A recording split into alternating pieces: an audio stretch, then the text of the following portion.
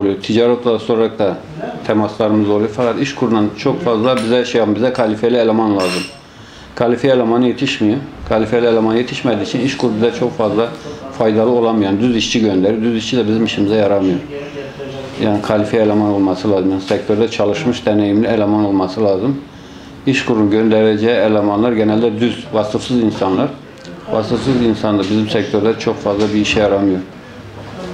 Yine dünyaya huzur, barış gelirse inşallah her şey güzel olur.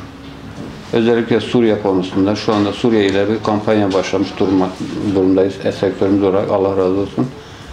Duyarlı da bizim aynı zamanda sektörümüz o konularda. Şu anda Suriye'de ve Filistinli kardeşlerimiz üşünmesin diye kışlık bir kampanya başlatmıştık. Triko, konfeksiyon, giyim, ayakkabı üzerine bir toplayıp oralara götürüp dağıtmayı düşünüyoruz inşallah.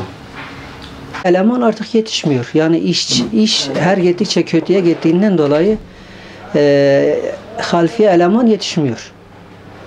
Bu sene, geçen sene Suriye'de gelen bütün elemanlar yani onların yerini doldurmuş oldu ama sıkıntı baya büyük. İnşallah onlara bir şey olur da giderler. Gittikten sonra herhalde işlerin başına bizler geçmek zorunda kalacağız. Tamam, Hacı abinin yapayım zaten.